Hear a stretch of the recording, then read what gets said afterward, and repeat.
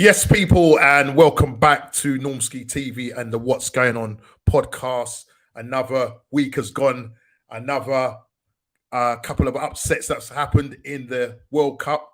Lots of upsets. Spain, arguably, Belgium are out. So much things to talk about this week. Please hit that like button, subscribe and share if you're new. As I said, on the road to 300. And welcome to whoever's in the chat. 2 people already in the chat as it is, or 2 people already watching us online. So hopefully there'll be more people joining us. And it's good to be back again, talking all things football. There's so much to talk about. As I said, there's been a lot of upsets, a lot of carry-ons, certain individuals playing up. So we are going to delve into that this week. The Premier League is under 3 weeks or just over 3 weeks possibly away. Can't wait for that to come back. Just sending out before I do that, let me first of all bring Mr. D in. It will be myself and my dynamic duo. Mr. D, how you doing, brother? Yes, sir. I'm good, man. I'm good. Yeah, you're good. Good to see you once again. The dynamic duo is back. Right. Just to say, just out to Kofi and Eds, they're not well. So they said they'll be in the chat. Yeah, get well, brothers. Get well. Get well. If it's a cold or whatever it is, flu. I don't know what it is, but yeah, get well soon. And obviously, Chile's still on vacation, and we've got Calvin there. Spain, Germany, and Belgium out. Yes, Calvin.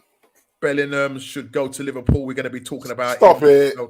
You're going around Madrid, mate. I'm sure Calvin has been reading my script. Hi, Big Norms and D. Yes, mate. So it's good. Hopefully, we'll have some more people in the chat. But first of all, let me ask you, first and foremost, D, how are we today? Yeah, I'm good, I'm good. Good. They haven't been flogging us too hard this week. So we haven't had to pick up any double assignment slack. So I managed to get some good rest, and then obviously I logged into a old friend's funeral today from Deptford, as you all know. Yes, I so bring up to the Ashley family. As much as we couldn't be there, I managed to stream in, and your mum was truly a legend. So respect the Ashley family, man. That definitely goes out to people. Definitely. Definitely. Condolences to the family. I was at the night last week or the week before. Cool. So I had the privilege of playing the drums there. So okay. Big up Kofi. How you doing, brother? Yes, Kofi. Get well soon, and hopefully see you back next week. Myself, it's just been, as I say, I should have been at the funeral today, but same as me. And I wasn't even able to watch it. Was it on YouTube or was it on the stream on YouTube? No, it was on Zoom. Was it on Zoom? Yeah. So I don't even know if it'd be, so I won't even be able to even see it. Yes, Mr. Ian, mate, Mr. Harris, mate. Good to see you, bro. It's been a mad one for me. I've just been knocking out. I've been working like a Trojan, man. Me both, bro. This company's got me working out. I'm not saying the name of the company, but they're working me, man. They're working my bone, man. And it is what it is. You know what I mean? And hopefully, Ian, you're gonna be working your bones as well, bro. If you know what I'm talking about, Ian, you're gonna be working as well. Yeah. The weekend was mad. I was in London and Birmingham in the same weekend. I don't know what I was thinking there, boy. Yeah, man. And then I went to work on Sunday night. I was completely. Jeez. Was you at the 50th? Was you at the 50th? I was at the 50th, and I was at the 20th anniversary in Birmingham for Bishop Jackson. Bro. Man, I put the mileage on the car, boy, but my body took the mileage as well. Unfortunately, I couldn't. I must apologise to if he does come online. I apologise to Leon for not attending. That day I just had so much going on. I just couldn't. Mbappe wears Jude Bellingham pajamas. Yep. Welcome, Craig, to the chat, bro. Yes, welcome, Craig. Say, brother. Yeah, Ian. Yeah, man. You're looking worried, Ian. You're looking worried. There's a worried emojis there, man. You're gonna be out there soon, bro. Yeah. Put in them cables, bro. But anyway. Yes. Big up to you, Mr. Craig. Big up to you all the time. Yeah, always there supporting us. We are going to go into the show this evening. So much to talk about, and obviously, the format is looking at the World Cup, the review of the World Cup, looking at the last 16 and some of the games before last week, before the last sort of group games. Some people, notable countries going out, naming Belgium, absolutely ridiculous, and but Martinez, is it Martinez? Yeah, he ended up leaving the job. Fell on his sword. Fell on his sword, mate. The golden generation, so they say. That man just let him down, Norman. Absolutely shocking. That was, shocking. Listen, mate, Calvin, we will be talking about this Ramos guy. Absolutely done the business last night. Our chat on the What's Going On podcast WhatsApp group was going off hard yesterday, bro. You know what I mean? So we will be talking about him. Is he the next generation, or is Ronaldo hanging on for dear life? But we'll come into that. I know it's not your cup of tea right now, Big D, but it is what it is. Galatasaray needs to go for CR7. Listen, he's linked with you know what I mean. He's linked with Al Nassr, a big club in Arab. We will go into that, and let me just go through the script. 150 million euro question: is he worth it? People, let me know who you think I'm talking about. Will Ronaldo come to the mega money deal or hold out for a club in Europe? Will Arsenal? Yes, this one. This is a big one, guys. This is a big one. To Ian and Craig, this is the big one. Will Arsenal have the mental capacity to still compete after losing their talisman? I know Ian was in shock yesterday when the thing flashed up on his phone saying that my man is going to be out for several months, possibly 3 to 4 months. That is absolutely crazy. CR7 should just hang up his boots. I think Big D will probably agree with you on that point, Kofi. And the last thing is any other business, and this is something that we were talking about on another WhatsApp group, and that's on the Mansdem group, which is football authorities need to look after the safety of players and their families whilst away on duty. And as we know, Raheem Sterling, whilst away on England duty, had his gaff robbed. Unfortunately, they wasn't in the house because we was hearing one minute was hearing stories that armed robbers had gone in and held them up, but we're hearing that nobody was actually hurt. They went in and nicked £1,000 worth of jewelry and stuff like that. And I think that's something that we want to talk about towards the end of the show.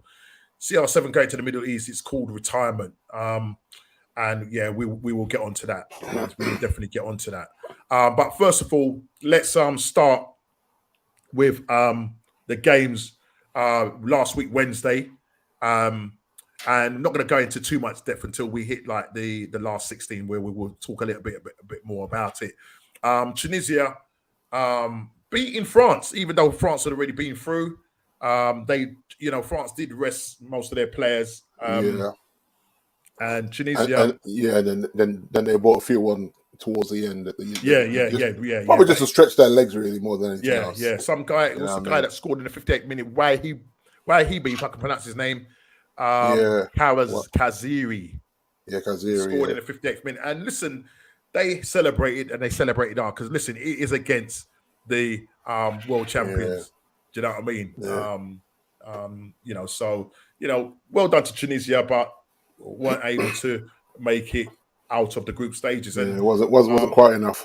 Denmark being beaten by Australia. 1-0. Your Iron Man is out. It was kind of a poor showing by them in general. Yeah. I thought that they would have gone a bit further, to be honest. That's what I'm saying. Yeah, it felt. In honesty. In fact, they looked a bit disjointed. Kind of weird. Yeah. But the thing is, I mean, a lot of these games, I say, I haven't just had a chance to sit down. It's just, sometimes I'm just following what's been going on in our chat, or just watching highlights. You know what I mean? Yeah, because it's just, as I said, it's just a time of year that they put it on, and the different times that they come on as well. Some coming on like 10 o'clock in the morning, 2 o'clock in the afternoon. Do you know what I mean? So most times I'm only really catching the evening slots. The 7 o'clock ones, Yeah. And Saudi Arabia going down to Mexico 2-1. Yeah. And in that game, who scored now? Oh no, Salim Al-Dazri scored in the 95th minute. I'm trying to think if that game, I don't think it was that game. It was another game. I think that they missed a penalty. So it might have been another game that they missed a penalty. But as I say, I'm just rattling through these games. Yeah, Mexico beating Saudi Arabia. And listen, Saudi Arabia, they probably all got Rolls Royces now for beating, beating a couple of teams that we didn't expect them to beat. Do you know what I'm saying?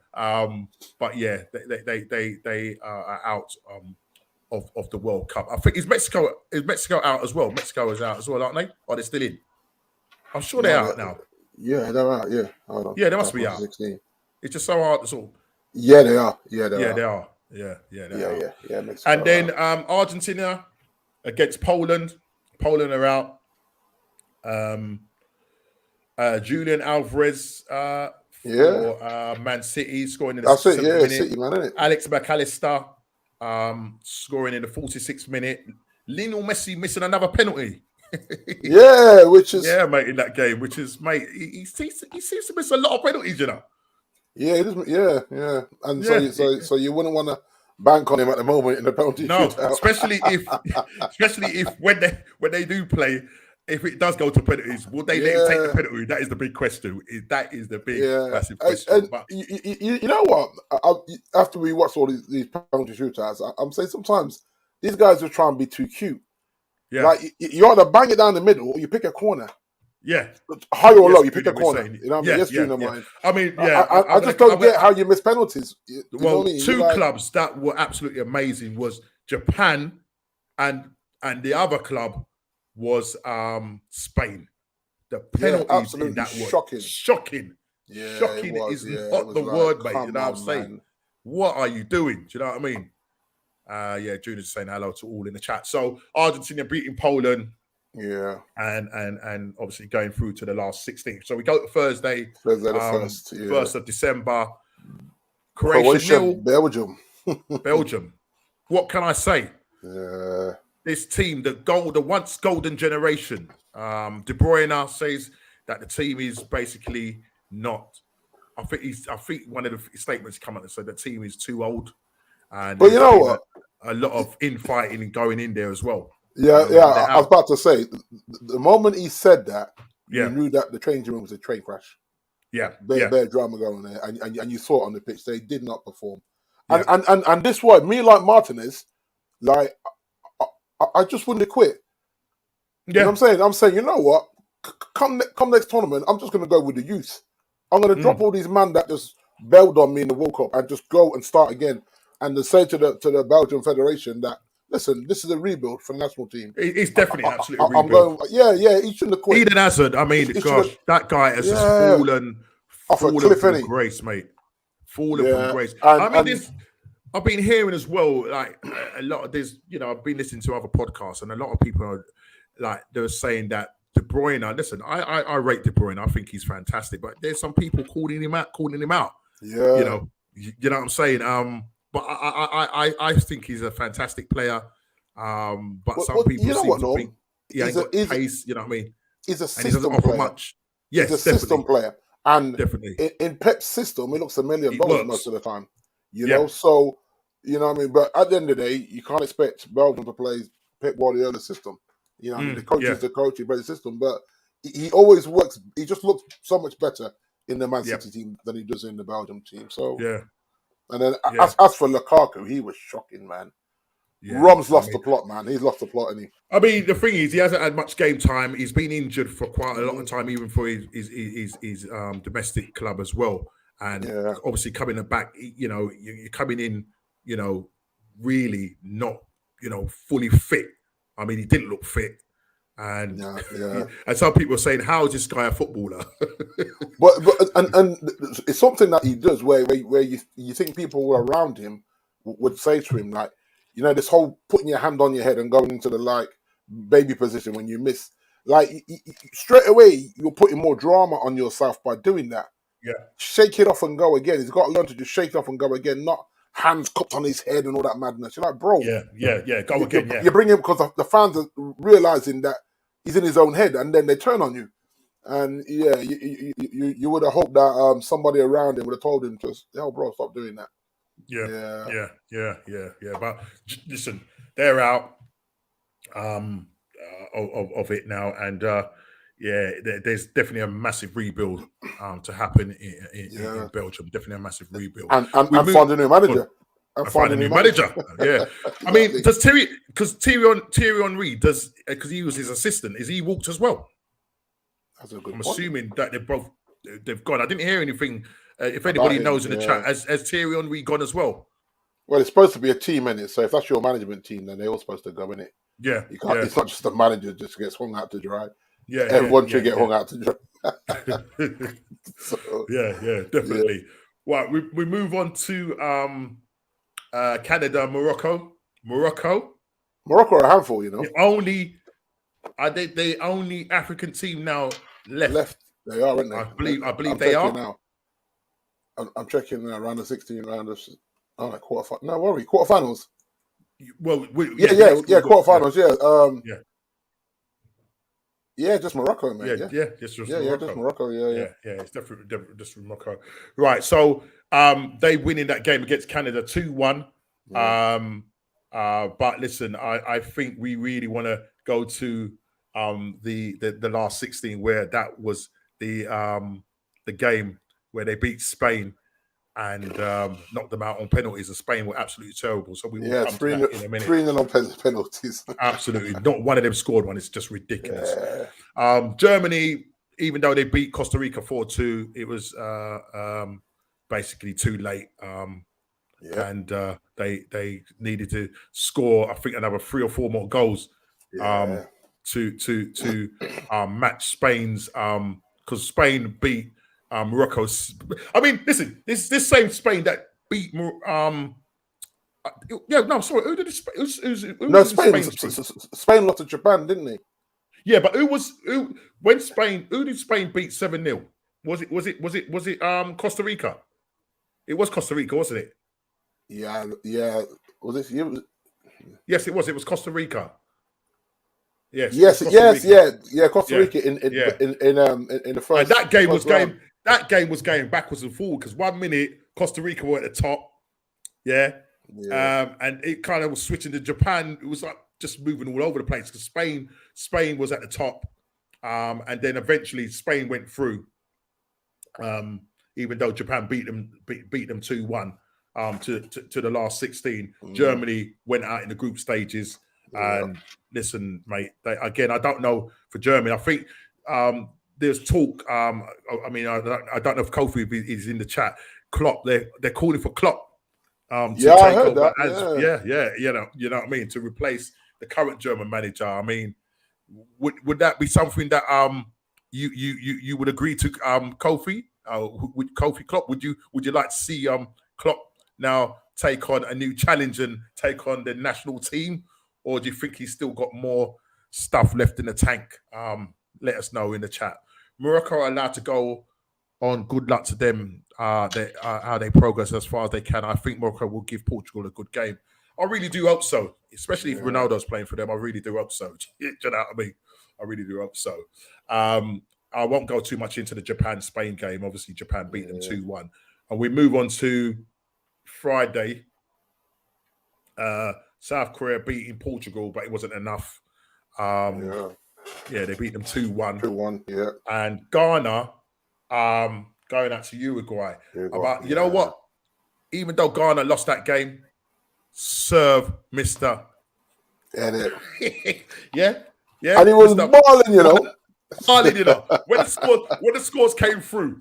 That was like, in that game. Gosh. Yeah, it was like, South Korea, because they're actually who's in the same group as Ghana? It was Ghana, Uruguay. Who else was it? In that group. Who was in that group? I thought it was Portugal and Korea, right? No? Was it Portugal? Yeah, hold on. Yes, it was. Portugal and Korea. Yeah. So obviously, when South Korea scored, that was it, innit? Man started to bawl, and the rest is history. So even though Ghana lost the game 2-0, Serve, Mr. loves to bite people. Yeah. Yeah, man. I won't say what else he done to a certain man. Lassie, you know. What he did to a certain Patrice Evra. Yeah, mate. Luis Suarez, mate. Yeah, it's come back to bite you, mate, because, yeah, you said you weren't going to apologize for the handball, yeah, when you played Ghana, but you're just has come back and, yeah. You're gone, mate. Yeah, and serve you right. That went full circle on, didn't it? Full circle. Switzerland beating Serbia 3-2. And when they got into the last 16, there was a spanking awaiting them. Switzerland winning that game 3-2, knocking out Serbia. And Cameroon, even though Brazil lost that game, Cameroon scored in that game, beating Brazil 1-0. Yeah. Then we moved to Saturday, round of 16. Netherlands were the first to USA out, winning that game 3-1. I'm just looking to see. These guys look good, you know. Yeah, Memphis Depay. Memphis, Daley Blin and Dumfries.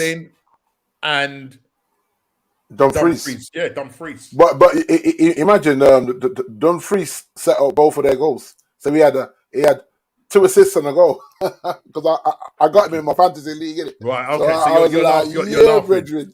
Yeah, but he scored well. I did say at some point Germany would be coming for Klopp. Yep. Well, you never know. It could be sooner rather than later, mate. We'll see what happens. Is that a good move, Kofi? Yeah. Is that a good move? And where would you go from there, Kofi, manager-wise? Yeah. Who would you look at? Yeah, definitely. I know Liverpool are linked with Jude Bellingham. We are going to talk about him, but it's whether Liverpool can afford that with FSG putting part of the club up for sale. You know, would they be able to do it before the summer and get the sale over the line to get more money in the coffers to spend big? Because the midfield definitely needs an overhaul. You know, the likes of Henderson. These people are coming to the end, and at some point there needs to be an overhaul of the team. Let's just quickly move on to Argentina against Australia. Argentina beating Australia 2-1, and I think it was, if my memory serves me right, was that the Messi? Was that the Messi? Was that the Alvarez and Messi again? Yeah. So it seems like Messi, Argentina are starting to really fly. Yeah, they're starting to kind of turn it on now, and they're looking like a prime candidate to go possibly all the way. Do you know what I mean? Lionel Messi and Julian Alvarez again. And he played brilliant in that game as well. In that game as well. Then we moved to Sunday and France the Mbappe Poland. show. Yeah.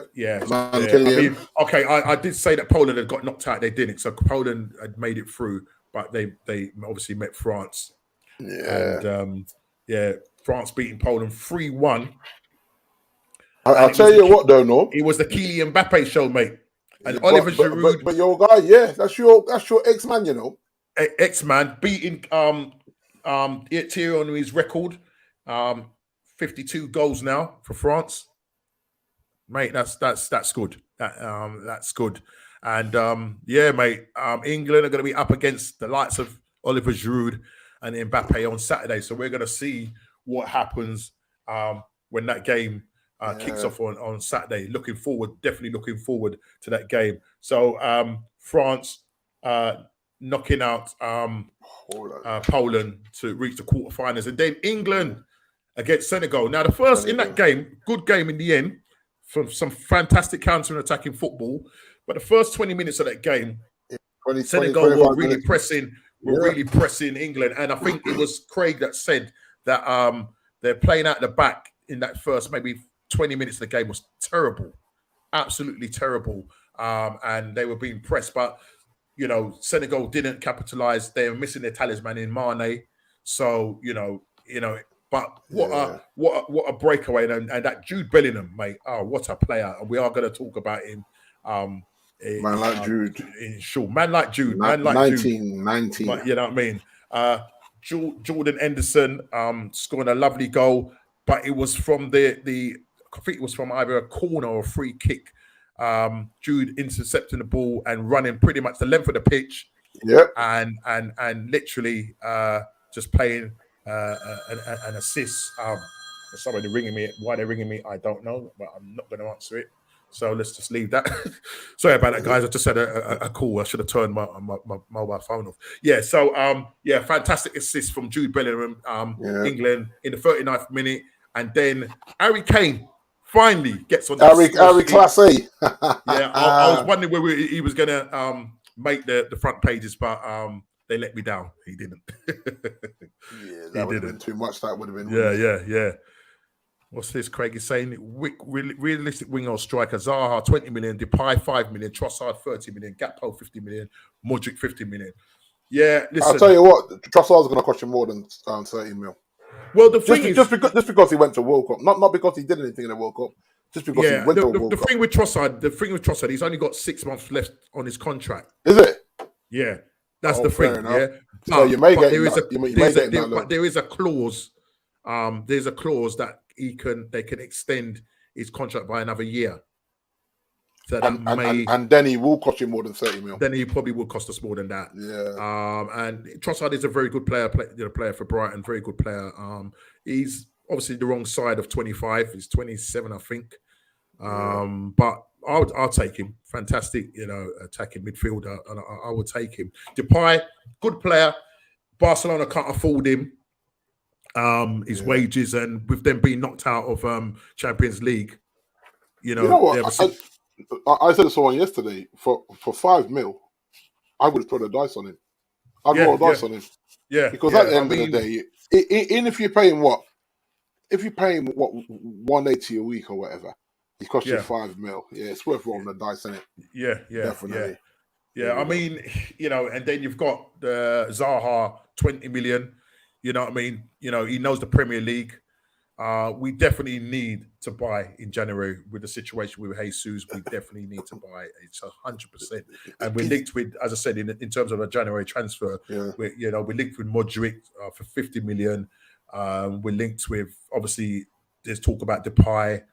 I know you guys are linked with Gakpo. I think apparently Gakpo and Depay. Bringing him back, and they always say not to go back. You see how it worked out with Ronnie and with Pogba. You're just like, maybe you don't go backwards. I don't know, but like you, we do need a striker now. Yeah, yours through injury and ours through sabotage. So yeah, man, proper sabotage. Proper sabotage.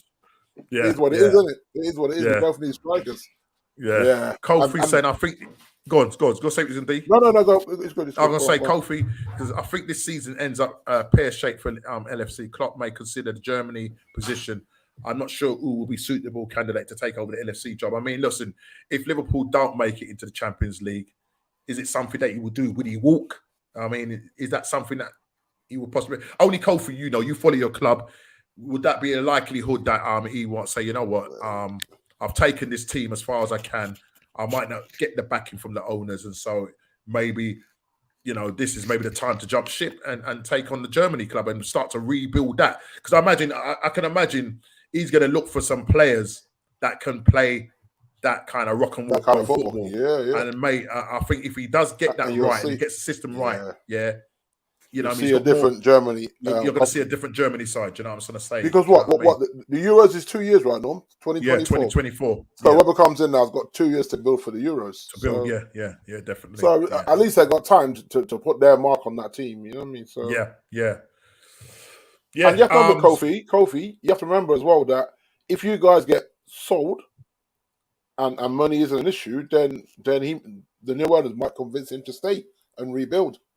So you know what I mean. So we'll see what happens. Yeah, I mean, there's so much going on with Liverpool, so we'll see what the future holds for them.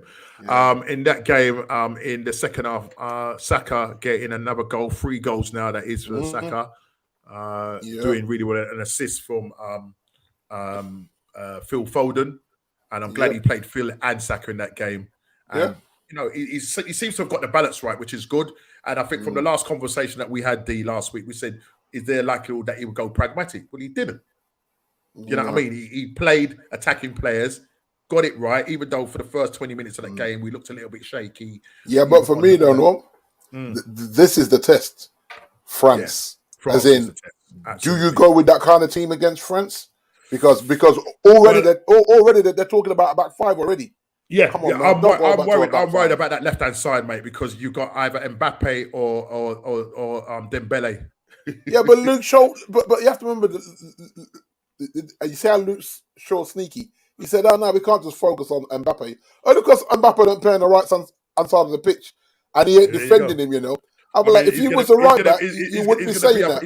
He's going to be up against Walker, mate. So it's whether Walker can deal with him. Do you know what I'm trying to say? That is the question. You know what I mean? But Mbappe, right now, he's on fire, mate. He's on fire. Absolutely on fire. I'm actually not fully convinced Walker's completely fit. I think he's playing him, and he's not quite there. Yeah, but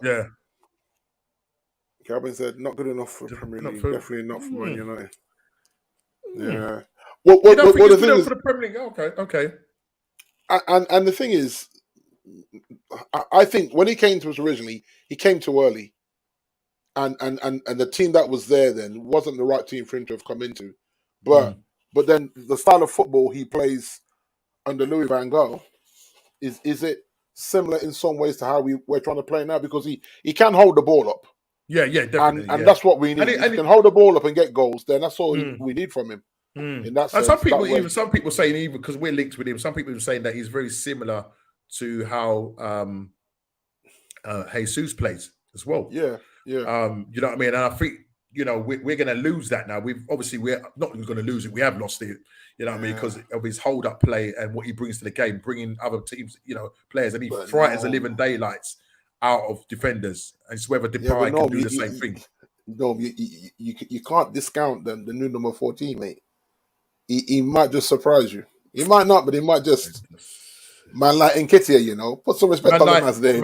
You're depressing me. He's wearing number 14, Madrid. I mean, listen, Granit Xhaka's come out and is backing him.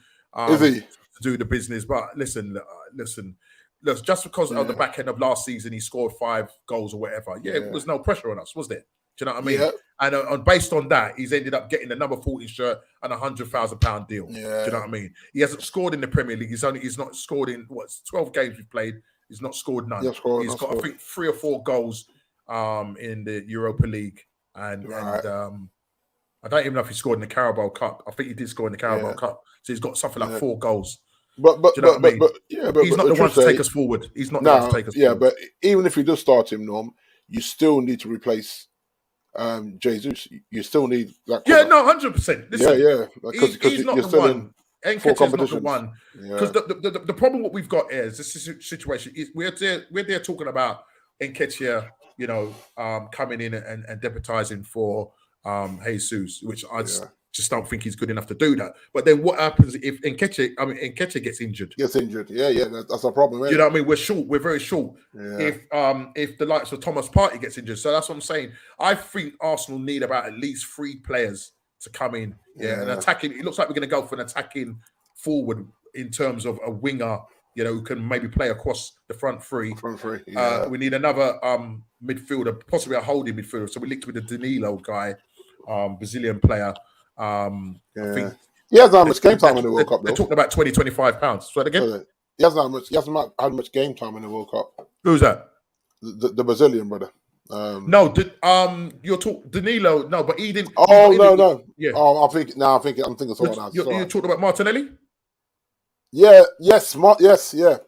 I mean, to be honest, when he has come on, he's played really well. Yeah. So I'm kind of glad, and I'm not glad, but you know what I mean. Well, I suppose the pecking order, isn't it? He's not injured. You know what I mean? But the problem is he's still playing, and it means that they're going to go a long way in. And then when he comes back, is he going to be ready to play on Boxing Day, or is he going to need more rest? Do you know what I was going to say? Because the World Cup finishes on the 18th. That's 6 days. No, sorry, 8 days of rest. Will he get 8 days, 7 days of rest, or do you know what I mean? I think if he does come back, because we're playing at home, we're going to be playing West Ham at home. Yeah, it's going to be a tricky one. Is that the Cup game or Premier League? No, this is a Premier League. Premier League. Oh, right. Yeah. But there's Carabao Cup before that, you know. I know that, but apparently there's Carabao Cup games, isn't there? yeah, definitely, yeah, because you guys are in it. You're playing Burnley, Man City playing Liverpool. Yeah, so it's a bit mad, crazy. Is it I don't know Liverpool? why they No, did that. Chelsea. I think they're playing Chelsea. I don't know why they did that. Just ridiculous. Yeah. But that's what it is, and so it is what it is. But I think, as Pep said, and Klopp said, they're just going to have to field weak players. I think it's Man City against Liverpool. If some guys correct me if I'm wrong. If I'm wrong, just put it in the chat. Is it Man City against Liverpool? Or is it Man City against Chelsea? I think it's Man City against Chelsea in the FA Cup and Man City against Liverpool in the Carabao Cup. Yeah. I look at Casemiro. You're gonna have to give him some time off, so you're gonna have to play Fred for that one, unfortunately. Yeah. You're not expecting Casemiro to get back on the plane and just come and Kyle has to do a Keon man marking job on Mbappe. It's gonna be less of the violence, Calvin. Less of the violence, mate. You think this is not sure for Arsenal or Ronaldo. Gooners don't want him either. Yeah, we'll see what happens, but yeah, we urgently need players now. Let's just quickly move on. Japan losing to Croatia on penalties. Japan terrible penalties, absolutely. Yeah, that was a train crash, wasn't it? Tomiyasu obviously was really disappointed. That's our guy that plays at right back and sometimes plays at centre back and sometimes plays at left back. He will be going home, but I think he's probably going to join the rest of the team in Dubai because they've got warm weather training. And then I think tomorrow they play their first friendly against Lyon. So they'll be coming up against their old players like Lacazette.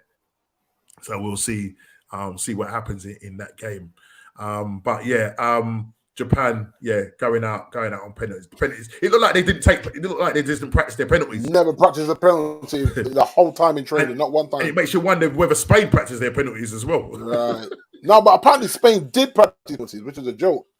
Because they were shocking. As Craig said, did Japan practice penalties? They were shocking, absolutely shocking. Yeah. I don't think it was as bad as the Spain penalties. The Spain one, yeah.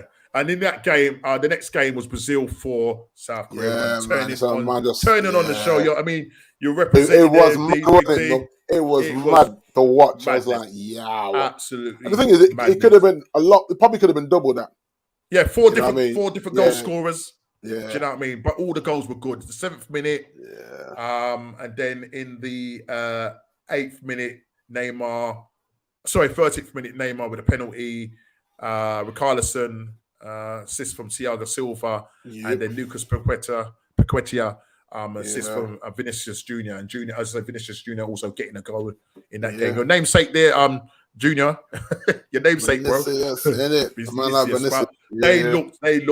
They were purring. And I think I believe it was this game where certain Mr. Bar Humbug had a problem with them doing their little dance and the manager dancing with them. What is their problem, man? What is Bar Humbug, Mr. Keane and Mr. Graham Souness? And you know what? You have to wonder if you never played professional football, would he ever have got on a plane and gone to anywhere foreign and just admired the culture for what it is? You know what I mean? Just like embarrassing.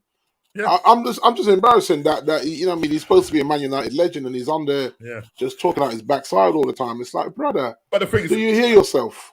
But the thing is, as you say, the problem is when he does come on, you switch him off straight away. So I have to mute it now. I got to a point where, like, the only time I watch a halftime show, if Ian Wright's on there, I'll watch it. But if Ian Wright ain't on there, I just mute it now. Ian Wright, Gary Neville, you know what I mean? Those players, you know what I mean? You know. But if Gary's with Roy's going to try and lead him astray. And you would hope that Micah Richards would have more influence on Roy Keane and just try and bring him into some culture and understanding. He spends enough time with Roy. He just moans. That's all he seems to do now. Him and Graham Souness, my Lord. Them two are just, they're match made in heaven, aren't they? Really, it's bad, man. They really do. They really do hate people enjoying themselves. You know what I mean? Yeah, you know what I mean? Yeah. They're both Mr. and Mrs. Scrooge. definitely. But they don't understand culture, Norman. And they don't. It's like if it's not my culture, I'm not interested. And that you shouldn't even be on TV if that's your mindset. Neither of them should be punditing if they're going to moan about, because the African nations and all that play drums. You know, if you go to the Caribbean for cricket, they play steel band all the way through the cricket. You know, Exactly. It's Understand their the culture, culture. right? Mm, And I hate when these guys come out and talk nonsense. Why they're dancing? It's their mm. culture to dance. They dance at everything, bro. They Yeah, probably yeah, dance at funerals as well. You know what yeah, I'm saying? It's yeah, like relax, yeah, man. Just yeah, horrible. yeah. You know what I mean? Right, yeah, it's crazy. It's crazy. Um, Keen, miserable all the time. As soon as what is their problem? Got nothing good to say about any team. Yeah, Yeah, definitely. yeah. You have to That's worry all they about do. Souness' his mental health as well. You know, I think Huh? mentally he's not. Souness mentally is not quite there for me. You got to worry Yeah, his mental probably. health as well. Yeah, yeah, very All much. Just Gooner players jinxing all their countries. man, like Disgraceful. All he's not meant to be all the Gooners, all the Gobber player. I don't know what you're talking about, bro. Yeah, I'm assuming you're talking about Gooners. Explain yourself, Mr. Chili. Welcome to the chat, man, like brother. chilly in the house. Yes, Man like man, man. Chili, still on vacation, enjoying himself out in that sunshine, just riding the crest of a wave, just like Mr. Normski as well. On Brighton Beach. Yeah, on Brighton Beach. Right. So yeah, Spain going out on penalties, and absolutely the penalties were terrible. Yeah. And I think they were saying it was almost like the changing of the guard because was it PK? You know, he went to take his penalty. Yeah. You're thinking, come on, man, It was a you're the PK or captain. Let's do this. Busquets. Yeah, It's just like they just took these like short run ups. It wasn't even like a what. It's like they just walked. Yeah, So big up to the Moroccan goalkeeper, and what a celebration that these guys. I mean, you know, Ziyech for Liverpool, for Chelsea. Do you know what I mean? Yeah. And I think the guy that scored the winning penalty, that little Panenka. Yeah, that was cheeky. That was, wasn't it? It was very cheeky. It's a good thing you got that, mate, because if we missed that, if he missed that, yeah, because you know when you do that, the goalkeeper sometimes can save that with his leg because but his leg goes up. You know what I mean? So you just got to get the right height in it to pull that stunt off. As I say, a lot of big clubs out, Spain out, Belgium out, Germany out, just to name a few.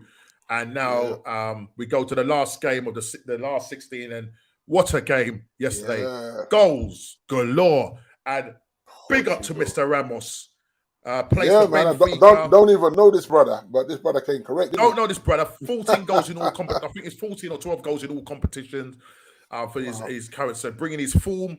I think he's only played 30 minutes for Portugal because a certain man was holding him back. Man was benched. Yeah. Said, yo, take a seat. Yeah. And I'll show you how to do things. You understand? It was ridiculous. This guy scoring that hat-trick. That's how you do it, Ronaldo. That's how you do it. What a game. 6-1 to Portugal. They took... And listen, Switzerland are not an easy side to beat. Yeah. Now Portugal are looking like possibly... Yeah, you got to... Yeah, you cannot discount them. You know, after that performance, yes, Switzerland were off par. I think Switzerland's their head went, you know, once it was 2-0, you almost felt like, these guys are not quite in it. Got to 3-0, and then they scored one. And then after that, you know, I mean, there's 3 goals. It's like, yeah. But all the goals that Ramos scored, Carlo Ramos, absolutely fantastic. Yeah. And I was trying to work out, because when we was on the chat yesterday, I was saying to you and Chile, did Ronaldo's, I think there was one time he went over and celebrated, but then they did show at the end, when all the teams were celebrating, Ronaldo took a slow walk by himself down the tunnel. Yeah.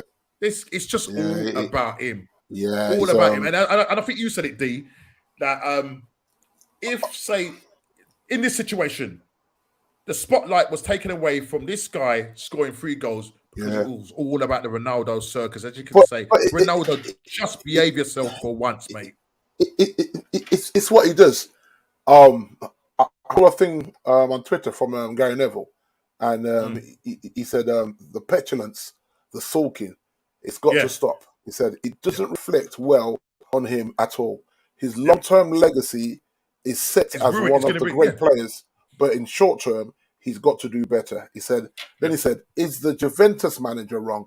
The Manchester United manager wrong? And now the Portugal manager wrong?" Question mark. You know what I'm saying? He's pleaded 4-3 managers, and all 3 managers are about to discipline him. And then, you know, so I don't know, man. I think his head's gone because I think it's you know what, when you come to the stage in your football career, he knows now, you know, time is ticking on him. And you know, sometimes when you age, we don't know how this midlife. Is he having a midlife crisis, football crisis? I think that's what's going on right now with him, with the sort of stuff that he's doing. Do you know what I'm saying? Because it's like a lot of things, you know, like your brain knows what to do, Like as a footballer, he's played enough football to know that how to run the channels, how to time, how to time a header, how to time an offside. He can't time an offside now. He can't stay on side. He's scored 2 goals that are a bit blatantly offside because he knows that the pace isn't there, so he's got to sneak a little bit, hoping he gets away with it. And he hasn't scored a goal in open play. And you imagine you get Benson some. I'm not going to say the kid's a nobody kid, but he's a nobody to me. I didn't know who that kid was. No lie. No, and I put my hand up. I didn't know who he was. And he replaces you, so that this nobody kid replaces you and bangs in. Stop it. In what world does that happen? In Cristiano Ronaldo's big question. I asked this to you yesterday, and I think I asked Chili as well. Does Ronaldo start the next game? Does he start against I'm going to say yes. I'm going to say yes. Right, just because he's the captain. Right, but I'm just looking at this. I'm just looking at this statement on Sky. It just says a view from Portugal: should Ronaldo stay benched? Champions League teams don't want him. I mean, this man is getting blocked left, right, and centre. So let me just read this little article here, because where does being left out of one of Portugal's greatest ever World Cup wins leaves Ronaldo? It goes, already without a club, the veteran striker is now likely to be second choice for Portugal to Gonçalo Ramos, who only made his international debut 3 weeks ago. Yeah. Portuguese football expert Pedro, I'm not going to say his surname, runs the rule over Cristiano Ronaldo's Portugal snub. And as the forward was named on the bench for his country for the first time since 2008. And as well as the impact of emerging talent Gonçalo Ramos. This same guy who's keeping him out. And I think you said earlier on in the back room that Piers Morgan, who seems to be capping for him, and his wife now seems to be capping for him. His partner. It's not his wife, you know. His partner. Okay. I didn't know that. I did not know that. They never say wife. They say his partner. And I always assumed he married her, but apparently not. Yeah. Chili said I wouldn't start him. Chili said he wouldn't start him. But this is the big dilemma. This is the thing, though. The big dilemma. Chili. He's the captain. It's his last World Cup. So all that pressure on the manager, and this is what he does. Drama puts pressure on the manager when it ain't really about you. It's a team sport, mate. It's not about one. So this is why I think the manager will start him. And if he's not for anything, he'll hold him at half time. And then you're going to see drama. Because if they go on to lose that game, after him getting hold, then they flip it all on the manager. When in the first half, if he doesn't produce and the manager wants to win, he's got to roll the dice. But I think he starts him. Yeah, right. Yeah, okay. I think he starts him. Yeah. I mean, it's a big call from the manager if he doesn't. You know what I mean? Because he came on in the 73rd minute. I think he replaced João Felix. Yeah. He didn't have not one impact on the game. Yeah, exactly. Not one impact on the game. Yeah. Do you know what I mean? And because his head scrambled, Norm. Yeah. Just by being benched, it's the whole, how dare you disrespected me. So every time you have to rein him in, you're disrespecting him. I mean, there was one point. There was one point in the game when the team was celebrating. He was sitting on the bench. His face looked like a slap bottom. Yeah, literally. He's just like, man. And he must know that if any given chance, one of those cameramen are going to zoom on him. He must know that. So it's like, bro, fix up your face, man. You're in a team sport. Your team are winning, but here 6-1, and you're looking sour. It's like, bro, this brother. And that's what I'm saying. It's just all about him. Horrible to watch. Narcissist Ronaldo. All about him. And a big question I want to ask is this question here and guys, put it in the chat. Will Ronaldo succumb to the mega money deal? That's to the Al Nassr Saudi Arabia football club, or will he hold out for a club in Europe? Now, we've just said that no club right now wants to touch him with a bar pole. He's got a deal that will be worth, I think it's either, I've done this over 2 years, or if it's each year, he gets £173 million. Yeah, that's what they're prepared to pay Ronaldo. Yeah, will he succumb to the deal? Will he succumb to the deal, or will he wait and see if there's a club out there? Now, listen, God forbid it if Arsenal, because we're short of a striker. Yeah, the man scores goals. I mean, right now he's a bit of a goal drought for him. He does score goals. Yeah, you know. Yeah, but what no, do you say? They have to be on a plate. He's not creating for himself much. Yeah. You got to put them on a plate for him. And, Yeah. and you saw that with us when we put him on the plate and he was scoffing and I'm like, bro, just score. I mean, I was willing about to score a goal, just so the commentary team would keep talking about all the misses that he was missing. And this how bad it's got. Like, why are we talking about Ronaldo missing rather than Ronaldo scoring? You know what I mean? Yeah. And like I say, Father Time is no respect of person, man. And I think, I don't know. All right, then, Norm. If Ronaldo wins the World Cup, does he retire? Yeah. Well, listen, is there a likelihood, the way everything's panning out, there's a chance that Portugal can meet Argentina, isn't it? Yeah.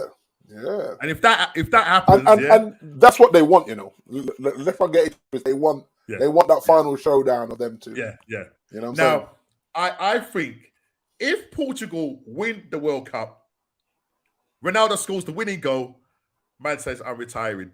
Yeah. I believe it, Norm. Yeah, I believe it, 100%. Yeah. Because now every deal you can imagine comes his way. He don't need to play football. He's gonna make that kind of money in sponsorship, interviews. He's still doing adverts for Nike, right? Is it Nike or Adidas? Yeah. Nike. Well, he's with Nike and he's not. Yeah. So he's still making bare money on the adverts. If he wins the World Cup and scores the winning goal, I think he walks away. And he's going to let everyone know that he's walking away as the world champion. Yeah. Of course. That's what I think. Yeah, that's what I think. Of course. And Portugal right now. Portugal are a dark horse now. I mean, after seeing that performance yesterday, and the other thing about it is with the way Portugal played without him, they look more fluid. Yeah, they look more fluid. But that hurts him in the sense of finding a new club. That people look at his national team looking more fluid without him. So yeah. And as I say, that is the dilemma that the coach Santos is going to have. Because but Calvin, I think the pressure from the media. Yeah. If you don't start him, I'm going to be lashed. Yeah, I'll be lashed if you don't start him. Yeah. Because this means the Portugal manager is really rolling the dice on this young kid. Yeah. If he doesn't start him, what a fall from grace. What a fall from grace. So people in the chat, you're saying that some are saying that he could go to America. Some are saying that he will probably end up going to take the money in Saudi Arabia. I don't know. We'll see what happens in January. As I said, right now he's a free agent. But go on. Sorry. Neither league offers him the exposure that he wants. Yeah, he wants to stay in Europe because that's where the exposure is. Champions League, whatever.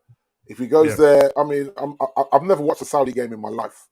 I watch MLS because I support the Miami team, but I've never watched a Saudi game in my life. So why would he go to Saudi when the bulk of Man United, Madrid players, they're not watching Saudi? Well, not being Saudi, they're just not.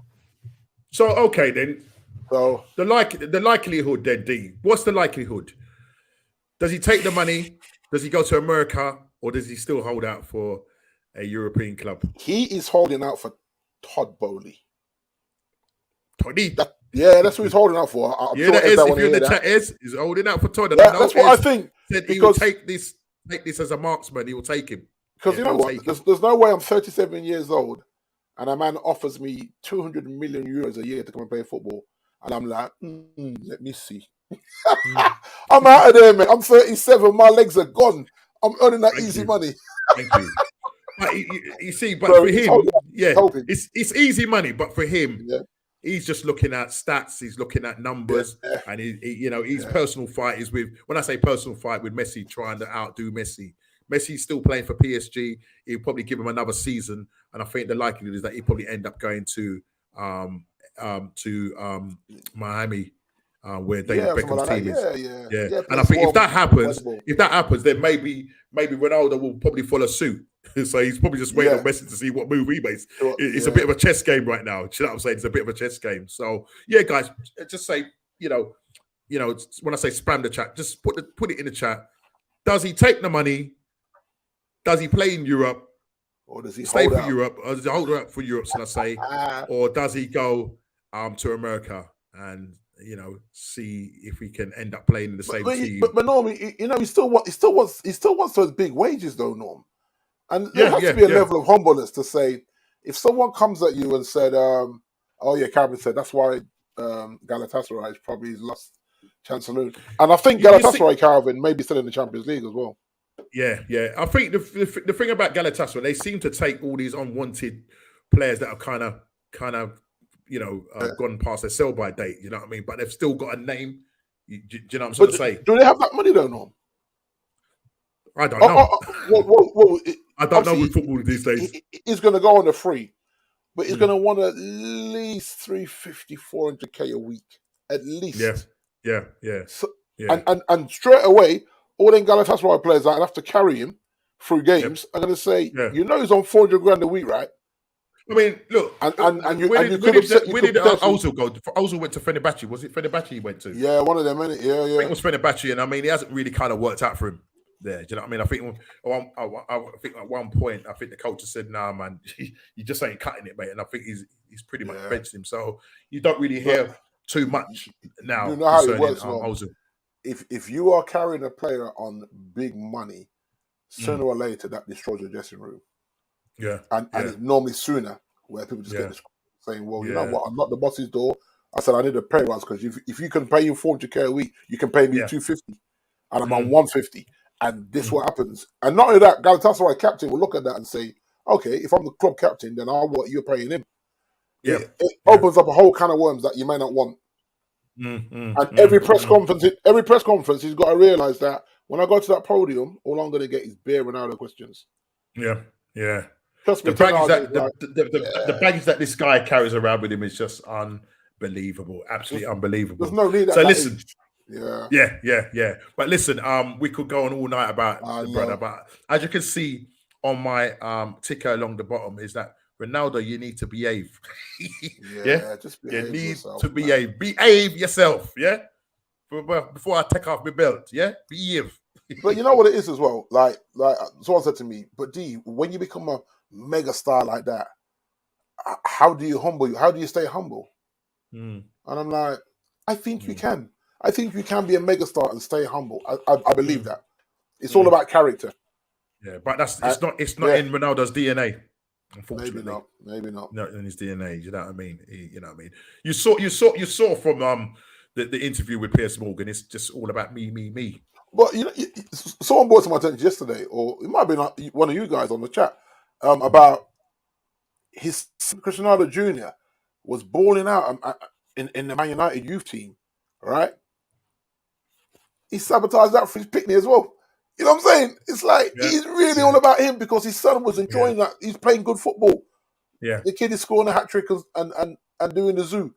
And Pops just blew up the train, man, and said, "Come on, son, we're leaving and we're taking our ball with us." mate. I feel for the kid. Yeah, you know what I mean? I was like, oh my goodness. Yeah. Unfortunately, he's going to be in the shadow of his dad, isn't it? Yeah. You know what I mean? Until the circus, stops. So we'll see what happens. But let's move on quickly. And the next one here, and let me know if anybody in the chat know what I'm talking about. The 150 million euro question: is he worth it? Who do you think I'm talking about, people? Put it in the chat. Who do you think I'm talking about? The 150 million euro question: is he worth it? This player is generational. He's young, he's exciting, he's strong, and mate. And he's not from London. He's a Midlands man. London. He's not from London. Man. He's from Birmingham. Midlands. He's from Birmingham. Birmingham. Yeah, Mr. Bellingham. Man's Mr. Jude. Bellingham, boy. Yeah, man. But listen, what a player. And I suppose the question is he worth 150 million euros? That is a question. Did you think that is English tax? He's currently playing for Dortmund. He's playing absolutely brilliant for them. He's playing brilliant for his country. As I said, the goal that he set up for Henderson, and just generally his midfield play. He's just, for a guy who's 19, he's playing beyond his age. He's much better than Declan Rice. They have a strong midfield, probably one of the best midfields in the actual competition. Yeah, in the World Cup. I would say. Do you know what I'm saying? Do you know But what I mean? this is what I would say to you, Norm. Yeah. And this is what I would say to Jude and his agent. If I'm paying 150 mil euro for you, you're signing an 8-year contract with an option of another year. You're signing a 4-year contract if I'm paying that money, because at 19, I've potentially got 12 years out of you. You know what I'm saying? And so if you want to go, if you want to go in year 6, I'm still going to make that money back off from you, because he's more than likely going to go to somewhere like Barcelona or Real Madrid. Big up Root Calls, man. Good to see you back in the show, bro. Saying, bro. Yeah, man. Good. So for me, I'm paying the money, but it ain't no 4-year contract I'm giving him. I'm giving him 8 with an option for another year after the 8.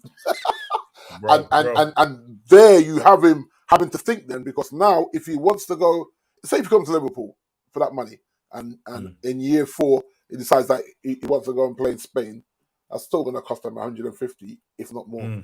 I mean, the clubs that make your money back. The clubs that are linked with him are the likes of we know Liverpool definitely are linked with him for a long time. He's a Liverpool supporter, so that goes in their favour. And you've got Henderson talking him up, you know what I mean? I know.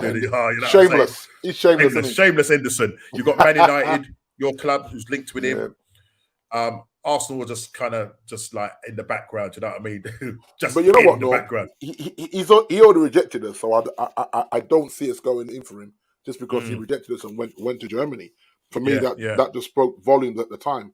And I think that's Ollie was the manager then. So he wasn't coming to play for Ollie. Nah, he saw that. Because remember, they even got Ferguson in and a couple of ex-players. Yeah, that's what I heard. The whole Carrington tour and everything. And I'm saying he would have saw the broken jacuzzi and the dusty gym. And,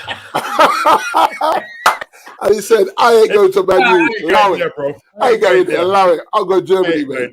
And so you look at it. So I would discount Man United from that. I think he quickly go to Man City. Right, I was going to say, so these are some of the clubs that he's linked with, Let's just go over it again. So you got Liverpool, you got Man City, you got Man United, you got Real Madrid, you got Chelsea, Chelsea, just to name through. And now it looks like PSG have kind of put their hat in the ring now. PSG could afford to. And you know what? So can Newcastle afford him and all, and the big wages. So you can even discount Newcastle. Like Newcastle, I mean, at the moment, but they could come.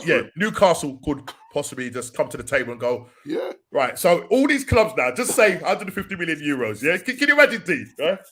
Right. So he's just about to sell for Man City. Yeah. Yeah. And then Newcastle go. Yo, what are you saying? What? Yo, take this. Double that, brother. Yeah. Exactly. Yeah. It's 300 mil. It's 300 mil. What are you saying? I'm telling you now, Dortmund taking that money. Right. Dortmund taking that money. They're not even hesitating. Newcastle are just sitting in the background. I just watch things. You can't count them out. Yeah, you can't count them out. But the likely place that he will probably go to is either Real Madrid or Man City. Now I know Liverpool have been linked with him for a long time. I know Klopp has been talking him up, and he's a Liverpool supporter and all that. But I think the problem is whether Liverpool can afford him and afford his wages and that. You know what I mean? Come the summer, 2023, in the summer is going to be crazy. Yeah, Jude Bellingham FC. Yeah, it's going to be mad. And the amount of clubs that are going to be like looking at him. If he's costing you that, he's going to be. If he's Chile, no, he's not worth it. He's worth it, Chile. Yeah. if you're paying 150 million euros for him, this kid's going to be on at least 350, 400k a week, bro. Yeah. So it's not just the transfer fee; it's the wages, man. Obviously, you're going to do the image rights and all the rest of it. You know what I mean? Where you have to give them a percentage of whatever he makes and his endorsements and all that. But he's going to be on at least 350, 400k a week, bro. Yeah. And that's sterling, you know. Because I suppose the question, I suppose what Chile is saying here, that he ain't joining tune no matter how much they offer. It's whether Jude is gonna go to a club for this or to play in a prestigious club. Now, Jude, you know, at the moment, Newcastle's not a prestigious club, but they are slowly working their way there. But Norm, if Newcastle, and this is not even being far fetched, if they finish in the top 4. As Calvin said here. Right? if they finish in the top 4, and bring in some big hitters, he might fancy it. Because and they can pay the wages as well. Right. Because which won't be a problem to them. Like, who's disgruntled at PSG? Is it which one of them? Neymar or the other one? One of them. Well, Neymar. I think it's Neymar. Just being totally outrageous that they signed Neymar and they said to Jude, Neymar wants to play with you, mate, and we'll pay 200 million euros for you, and we'll pay you 400 grand a week. Trust me, he can have a conversation with his parents. He just is. You know what I'm saying? Like, guys, listen, the brother's 19. Yeah, he's got the world set up for life. He's set up for life. Yeah, so he could probably Newcastle for a couple of years. Yeah, right. Probably be the main man as well. And what Newcastle will be building is going to be it's going to be frightening. Yeah, understand what I'm saying? It's be frightening. No, he's already playing like a midfield general. Yeah. So I don't even think a captain's armband would phase him. I don't. Yeah. Give him the armband, he's still going to play the same way. Mature beyond his, you know what I mean? The guy, even in his, his post-match or his interview, should I say, he's just so not phased by the cameras or nothing. Fantastic speaker and everything, and comes across really well. He's definitely going to be one of the top midfielders. I mean, and he's British as well. How many of these do you find like top midfield? He will probably going to be ranking in the likes of like Gerrard, Scholes. Do you know what I mean? Yeah, I mean? He definitely will be a midfield general. Do you know what I mean? Chile is saying if they spend 150 million on Jude, FFP will stop them buy more similar players. He's gonna go to one of the big boys' trusts. That's what Chile is saying on that one. I don't really want to. The financial fair play thing. Yeah. But you know what? You have to remember though, both Barcelona and Man City lawyered up and got round this. Once they got money, the financial fair play thing. I mean, they lawyer up, and they'll find the loophole. Even if they say you can't buy any players in the January transfer window. Okay, cool. And then the summer they go smash again. You know what I'm saying? So I don't know. Jude's parents, you had to keep him heavily grounded, so that he didn't fall off like Gaza. Yeah. They'll find a loophole. They'll find a loophole. Because Barcelona and Man City have done it, where you think, right, they've got him here, and 2-2s, it just disappears. Sails away to the sunset. All the drama you think, right, they're going to... Remember, even Chelsea, they had the summer where they couldn't buy, and then the following summer, they just went... I think with the Chelsea situation, I think, again, they could probably pay the wages and afford him. But the problem is, right now, Chelsea are 16 points off the top. Well, 16 points behind us, and I don't know how many points they're for the top 4. And it's whether they will make the top 4. Right now, they're currently not playing really well. They're going through a bad patch. They've got a manager in Graham Potter. And is whether Jude will look at that and say, do I really want to go to that mess of a club right now? That's all I can really call it right now, because they've got so many different players from different managers playing in there. It's just a mix and match right now. And he's not going to go backwards either. He's not going to want to go backwards either. No. So he's not going to want to come to a team in a rebuild. He wants to come and play Champions League. Because if he's playing Champions League football every season, and he's starting in Dortmund. Yeah. So he's not going to want to put his career backwards. He's going to say, no, I need to join a team that's in Champions League, and I'm going to get into that team, and I'm going to bust the midfield, and I'm going to go strength to strength. So, you got to look at all that. Another question is he going to want to play for Graham Potter? Yeah, that's true, isn't it? You know what I mean? Because right now, a lot of people are just not feeling Graham Potter. And I said it right from the start when he was elected for the job. I was asking questions. Can he really do this job? And I know Ez has got faith in him. I know Dave in Dubai hasn't got faith in him. And Dave said that from the outset, didn't he? From the outset, he said that. Right from the outset. But I think, Ez is prepared to give him a chance. But boy, right now, I just think the job is too big for him. And not only that, I was watching a podcast show. The guy that used to play for Newcastle, what's his name? And he had a fight with him and Kieran Dyer. All right, yeah. He was saying that he knows footballers in in Chelsea that are saying that why they ended up going for this manager. He said he can't say names, but this is the they're thing, not happy no. about it. This reminds me so much of the David Moyes situation, Mm. where David Moyes was balling out at Everton. My man was balling out at Brighton. Mm. And then you take the leap and you realize, I'm out my depth here, boy. This is not what I expected. Even though you know you're going through a big situation. But when you get there and you see the pressure from everybody, it's like, right, I can't breathe here. I can't even get a moment to settle. And then the World Cup came in. I think the World Cup kind of saved him a little bit, really. Probably, yeah. Because it's allowed him just to kind of... But like, it's whether Todd Bowley's going to give... I mean, I'm hearing that Todd Bowley, despite what's going on with Chelsea right now, he will give him the time. You know, I think he's probably, looking at the Arsenal setup in terms of the way Arsenal, going with their young manager in Arteta. And, 3 years, 4 years now, Arteta's been at the club. And yes, we've gone through a lot of ups and downs, but the club have stuck with him. And maybe Todd Bowley's looking at it and saying, well, I'm going to see if we can go through this process, get the right players in. But it's going to take a good few windows to get the players that, Graham Potter. And as somebody said, I can't remember, somebody said that, I think it was Ez was saying it in a show a few shows ago, that, they might as well be have the Brighton badge on there. The seagull. The amount of players they get from there, you know what I'm saying? Yeah, but just put the seagull on the shirt. It's not easy right now for Graham Potter at Chelsea at the moment. And it's whether Todd Bowley is going to be prepared to give him the time. I think he will. And try and see this through, but it's going to take a through transfer unless it goes really drastically wrong and the fans start to make more noise, then maybe his hand may be forced. Yeah, but you have to look at it as well, Dom, that he gave Tuchel all that money to spend and then fired him. So you can't go and fire Potter now, because you fired the man you just allowed to spend 200 million or whatever they spent in the summer. So that don't make any sense. Like, you let him spend all that money, bring his kind of players in, and then fire him. Yeah. Only to turn around and fire Potter because he's not quite working out. You look like it looked like a new fool. He would look ridiculous in the eyes of the footballing world. They're like, this Todd dude don't know what he's doing. He just fired. Yeah, I think he's getting it. He's very excited. He has to give him a chance.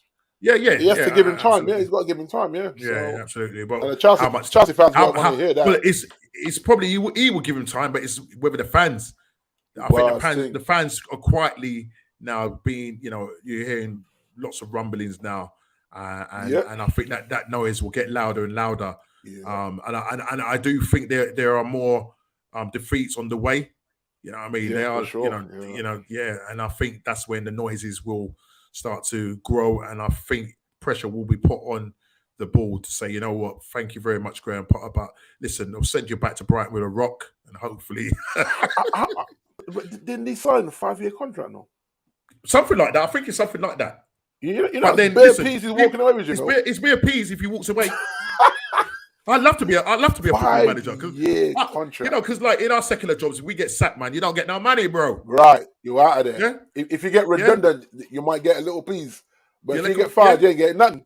You ain't get nothing. And imagine he probably walk away with about 26 million if they fired him now. Yeah, definitely. 26 mil, just like that. And get another job in a heartbeat. He get another job in a heartbeat. He's a good manager. Yeah. Maybe not at that level, but he get another job. The sad part is that Newcastle could take Chelsea's spot in the top 8, but Spurs, Man U ain't going to have it easy. Yeah. Tend to agree with you there, Calvin. Yeah. So listen, we'll see what happens with regards to Jude Bellingham and where he ends up going. But as I said, Real Madrid or Man City could be that club. Them favourites, don't they? Yeah. And then probably Liverpool. See, like I think if Liverpool gets sold, Norman, in the next 2 to 3 months, and they do a deal. Sorry, big up with Scott. Scott. Yeah, man. Bro. They do a deal to like a pre-contract thing for the summer. Then Liverpool could probably get him with new owners. I don't see FSG splashing out 150 mil on him. I just don't see that. No. It's not what they've done in the past. I think probably what will happen in the summer, I think this with the amount of clubs that are interested in, they will start a bidding war. Oh yeah, and it's just going to push up his prices, sure. And then it's going to be a case of will he, won't he? Is he going there? Do you know what I mean? I think with Man United, if Man United were to go in him, they could do another De Jong saga again. Do you know what I mean? Oh, I hope not. You know what I mean? And I just think, And you know what? I've watched him at the World Cup now, and I'm like, Casemiro playing way better than. Oh, Casemiro, listen. You know what I'm saying? Deal there, bro. When I say you got a deal there, because he's Casemiro's 30, and you paid 65 million for him? Yeah. 65, 70 million? But so I was hearing stories that Real Madrid players begged the president not to sell him. Yeah. I read and that. I'm like, what? Yeah. So did he just fall out with them? I don't know what happened there. Like, why did he become for sale when the players around him were like? It was a little bit like when Ozil got sold from Real Madrid. Again, the players, especially Ronaldo, because Ozil was the one that was setting him up and everything. Didn't want him to go. It's weird. But I think the president seems to just do a lot of madness there. It's one of them, isn't it? As Calvin says, I think if FG don't spend, then Klopp could be off to manage Germany. That is a big possibility there. Because it will be into a hard into the thing. If he doesn't get money to strengthen in the January transfer window, especially in midfield, I think up front, I think Liverpool are fine up front. Yeah, they got there. Luis Diaz. It looks like he's back. He's back in training. And then Nunes as well. Yeah. Because he's at the World Cup early now. So. Yeah, they're in Dubai at the moment doing warm weather training. Yeah. And I think I don't know if they're playing in that the Dubai Cup or whatever it's called, because I say we're playing tomorrow, but we're only going to be playing Lyon and I think it's AC Milan. We have two games in Spain. Yeah, and then we play a game. I think we play a game at home to Juventus. That's if they've got any players left. Right. Yeah, because if the whole your team there. Right. Listen, I'm sure second team, but you know what? I said to somebody, like, I've always known for years that they allegedly that they've got that mafia link with them in it. So you know that between the money laundering and some other stuff, it's gone down. Don't you? You just do. Yeah, Scott is saying he's a great DM, but strange move to go to United. I'm assuming he's. Why, Scott? Why's it a strange move? Tell me what's a strange move, mate. I think Scott doesn't like Man U. but this is the thing, Scott. You know what? I watched him and I said, once he gets fit, I said you're going to see. Yeah. And then it took a bit of time to get used to it, but now you can see now. It's like anything, isn't it? You know what I mean? You come into rainy Manchester. That's not the easiest place to come to when you definitely. When you use a nice warm weather, Scott. I'm happy. I mean, obviously with Brazil, you know what I mean? They're still in the World Cup, so I just pray that he can stay fit. That we give him. For me, I give him 2 weeks off. I roll the dice and say, let him play the World Cup. Give him 2 weeks. You don't want to put him a hamstring coming back to that cold weather. Remember, these guys are playing hot weather out there, Norm. I know. Cold, and you got to be mindful of the hamstrings when you've been pushing your body one way, and suddenly now you got to get used to wrapping up and playing in the cold. So I just think. Yeah. Calvin is saying Juventus dead broke and corrupt. That's why they're pushing for a Super League to gain some dosh that the Premier League is getting. Right. Listen, this is a whole new thing, and I think in the background you still got the likes of Barcelona, Real Madrid, and some of those clubs still pushing for this Super League. And it will happen at some point. Point. But the dealings that Juventus are going on, that as I said, we don't want punishment that they're going to be handed out. It could be points deduction. It could be relegation. It happened to them before. I'm hearing points. I'm hearing points deduction, which may relegate them. Yeah. If it's enough points. So yeah. But that's still my second team. I'm embarrassed at the way they're operating, but I kind of knew there's been a level of shedderies that has been going on there for a minute now. I just caught up with them. That's why, because you see their mans, right? They probably got told you either quit or you all go to prison. So they all resigned, didn't it? I think you know who else could be in trouble, and that's Tottenham's Patrici or whatever his name is. Correct me if I'm wrong, Chile, because apparently he was involved in a deal. So is it? He with them? Yeah. he could be in a little bit of trouble. So we'll be watching this space with regards to Tottenham's director of football. Yeah. There'll be some problems going on there right now. So we'll see what happens there. I think they've all I think it was to do with a deal. There was a deal. He was trying to broker a deal, and I think it sort of boiled down to some sort of allegedly blackmail. But I haven't read the details of it. So, but he's involved in this as well. So let's see what happens with regards to that. Right, let's move on. We're coming down, moving on swiftly, quickly.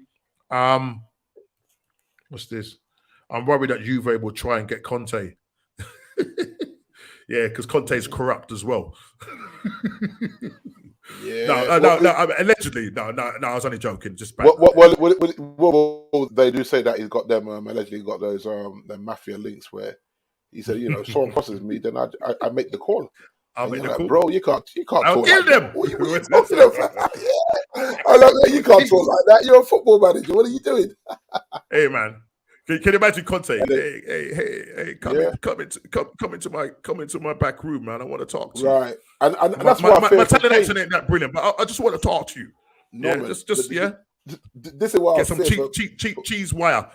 Yeah, for a man like Harry Kane, because if Harry Kane tries to force another move, you're gonna wake up one Sunday morning with a horse's head at the bottom of his bed, and the rest will be history, Rich. They're coming for him. You know the ones. So even Kane got to blame himself. Quick one here from Scott. He said, would you play Henderson in the France game? Yes. Yeah, I think England will probably be going with a back five right now. Yeah, they're going to go very defensive, Scott. Anyway, they're going to go very defensive. So I think yes. If Henderson doesn't, yeah. I think I would play Henderson over Declan Rice at some point. Like if I was going to go with a two, I would go Henderson and Bellingham rather than if he was forced to go with a two in the midfield. Yeah. So. Yeah. That's why. But let's quickly move on to the one more point after this one, and this is the big one. Obviously, Arsenal have been rocked by the injury of Gabriel Jesus. Yeah, it's a shocking one, that isn't it? Absolutely shocking. Especially when you're flying like this, no. Yeah, I knew it was going to happen. Now, some people are having a go at the Brazilian manager and saying that he knew that Gabriel had an injury and he was playing with an injury, and he was saying, "No, the media. It's all lies. It's all lies." You know what I mean? So what did he refuse to come on and was forced on? No. I don't. Yeah, it's just. This is what he hadn't been stopped. He brought him on as a sub, didn't he? Yeah. And then I don't think but he was obviously playing with an injury, and I don't know if he ended up in a tackle and it just probably made it worse. Right? Even when players have got a slight knock, when you're at the World Cup, unless it's visible that you can't run, they're not going to tell the coach that, Norm. Yeah. Jesus is not going to tell the coach, I'm not. No, it's not. It's not. He wants to play in the World Cup, Norm, because he doesn't know where he can get to another one. So he would die, and it didn't work out for him, which is unfortunate. Yeah. But he's not and the thing about it, we was praying and hoping that our players would come back unscathed. Even still, mate, this one is a big dent, big dent. For you guys. And the question I'm posing is: will Arsenal have the mental capacity to still compete after losing their talisman? Now, currently, Arsenal sitting top of the league, 5 points clear, going into the Christmas period. Next game at home to West Ham on Boxing Day. We are now going to be looking at Eddie Nketiah, the number 14, iconic 14 shirt, £100,000 a week brother, who hasn't scored in 12 games, scored in 4 goals in all the other competitions, the Carabao Cup and Europa League. Can Eddie Nketiah replace Jesus? Put it in the chat, people. Let me know. Will he be the one to rise up now? Like he did at the end of last season, no pressure FC. Yes, he will score 5 goals, but now we're in a different situation right now. We've got teams chasing us. Man City right now, we're currently 5 points ahead of them. Now losing our talisman, we have to go into the market. We have to go and get at least 2 players. Yeah. If we can get 3, then brilliant. We need another striker, another attacking midfielder. Earlier on in the chat, Zaha was mentioned, Mudryk 50 million, Depay 5 million. He's got 6 months left on his contract. Barcelona want to get rid of him because obviously the wage bill and the fact that they're out of Champions League. we need to act quick. Now, obviously, we will end up starting Nketiah, but I think obviously with Jesus being out for 3 to 4 months, it means that It's practically the rest of the season, isn't it? Could we, he'd probably be back late of March, because he's going to have to get back to full fitness. Could we maybe, if we do get in an attacking player like someone like a Modric who plays down the left, and maybe play Gabriel down the middle? Yeah, because as I said to you earlier on, D, right, it's okay having Nketiah there who's not really going to score goals. Yeah. And if he gets injured, who was there to replace him? Currently, my man plays down the left-hand side. Martinelli plays, and he's having a fantastic season. Yeah. I think the future for him is that he will probably end up playing down the middle. And he's played there a couple of times. I think we need to move quicker, if not have these players lined up. 1st of January, we announce the players come in, hit the ground. Well, hopefully try and hit the ground running. Yeah. Whether that's going to be possible is another thing. What are your thoughts, D? Put it in the chat, people. Do you think with us losing our talisman, will the players, or do we have the leaders in that group to say, listen, like, will this be something that will galvanize us and say, come on, let's do it for Jesus? Or will we have a mental breakdown and just sort of fall away from grace? I think Chile said earlier on that this is where we start to fall over and fall down the table. What are your thoughts quickly on that? You know what, Norm? If he's backed in January, then there's no reason why you can't keep the momentum up. Yes, there will be a little bit of maybe a blip because there's always, when you have the momentum and then the World Cup and then you lose that big striker, then there is going to be a bit of a fade, because it's just like, mate, we was on a roll. Now the World Cup, now he's got injured. So if you replace him and do it quickly, then that might galvanise you. But I think if Arsenal deliberate and you go 2 or 3 weeks into January and not sign anybody, then you may come and start there, mate. Yeah, we come on and start. Not only that, the fans are going to get restless. That will permeate onto the players, the pressure and all of that. So I think if we go early in the first week or so and get the players, it's going to lift the players. It's going to lift the fan base. Then I think we go again. Do you know what I mean? Yes, those players that are coming in are probably going to take a bit of time to gel, but at least we're showing intent. We're showing intent by saying, okay, our players out, and we should have really got more players in the summer. Another striker. We obviously need another midfielder, because we're a midfielder away from Partey. You know, exactly. I was going to say, a lot of pressure on him. You know I mean? Right now he's doing well, but he's an injury away, and then it could be curtains. Do you know what I'm saying? So we need to move, and we need to move really quick. So I suppose the question is, put it in the chat, people. Do you think that the team, the squad, do you think that they will mentally, fall away, or do you think they will be galvanized and they will go again? ESR is back now in training. He's out doing full training in Dubai. Yeah, he's an option to play on the left, but he kind of plays more as a number 10 or like a box-to-box, you know what I mean? So I prefer him more down the middle as opposed to out left, do you know what I mean? He's not really a winger. But I look at our situation as well, Norman, similar to yours, that obviously I was joking earlier when I said, like, yours through injury, ours through sabotage. And it is sabotage. Yeah. But we never replaced Cavani, and we lost Greenwood. So we're 3 strikers now. So I can't put all my eggs in a Martial basket. And Rashford plays better off the left than me. He can play through the middle, but he's much better off the left. So for me, 3 strikers down, we're in the same boat. We have to go into the market. Now there's rumors saying that we're not going to go in the market, and I say that's a mistake. If you have aspirations for top 4, you've got to go in the market, and that's both you about winning, us about getting into the top 4. Both teams have to go into the market for a striker, and we need a backup right back to Delo. You see how much minutes now he's going to end up playing for Portugal. Like he's played well when he's been involved, and so and I feel like we near enough burnt him out in the first half of the season before this World Cup. So I would say we got no cover for him, and we're 3 strikers down. So like you have to go in the market, and we have to go in the first week and a half, 2 weeks. We can't be week 3 and we still ain't signed anybody. Otherwise, Yeah, Yeah. yeah, yeah. Yeah, Scott. So He is. Yes, Scott. yeah. So we're kind of, as I said, through sabotage on your part and obviously on Yeah. our part, injury. Injury. Yeah. Yeah. So We're in a similar position for sure. I think. Well, my hope is that the two clubs that will probably be busy will be ourselves and you. Yeah. Yeah, you know what I mean. So yeah, if we move quickly in the market, if Edu, because apparently they're over in America was in America, Okay. linking up with Josh Conkey and Stan. So maybe Yeah. they're gone over there and say, please, sir, can I have some more? That's some You more. know what I mean? Yeah, with the You know what I mean?